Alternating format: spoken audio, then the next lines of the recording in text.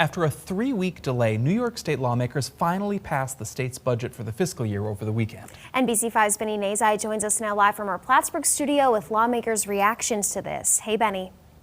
Hey, Liz and Jack. New York State's budget was due on April 1st, but after weeks of back and forth negotiations, lawmakers in Albany finally came to an agreement on Saturday. However, local state reps from both sides of the aisle have mixed feelings on the state spending plan. It's our responsibility to have a budget by April 1st.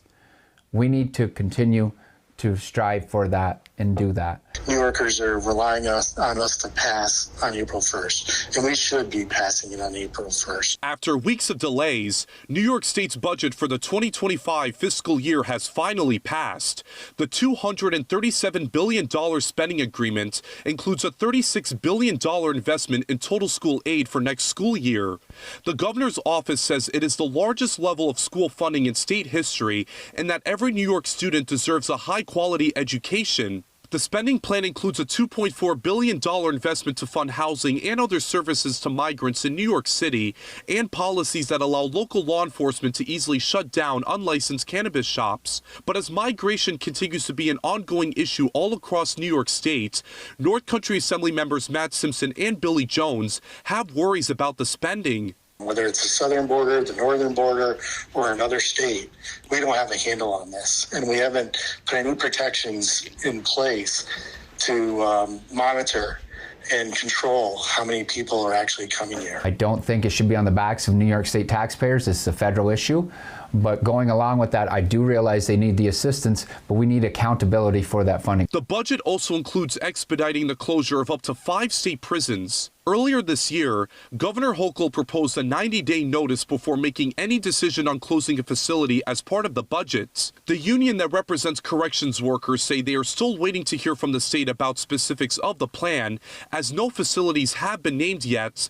But both assembly members say the lack of information is causing a lot of anxiety for folks who work in prisons. We have correctional facilities here that families are located near for jobs, and you know it is nerve-wracking for those people as well. Think about it. I mean, how difficult it would be for anyone to pick up and move their family in a 90-day period. But with the budget finally passed, both lawmakers have opposing views on the direction the state of New York is going in. Honestly, I'm very concerned. I'm not very optimistic. We're dead last in the United States for economic prosperity. I believe we have one of the best places in the planet Earth to live, recreate, have our kids go to school. And the budget agreement now heads to Governor Kathy Hochul's desk to be signed into law. But for now, we're live in the Plattsburgh studio tonight. Benny Nazai, NBC5 News. Thanks, Benny. Plattsburgh Town Supervisor Michael Cashman says that the budget's focus on housing, mental health services, and infrastructure improvements are all wins for the community.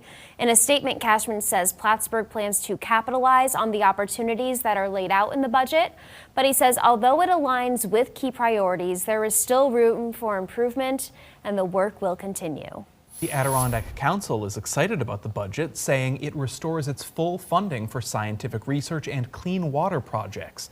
The council is set to receive $500 million in annual funding for the state's Clean Water Grants program. That's up from the governor's original proposal of $250 million.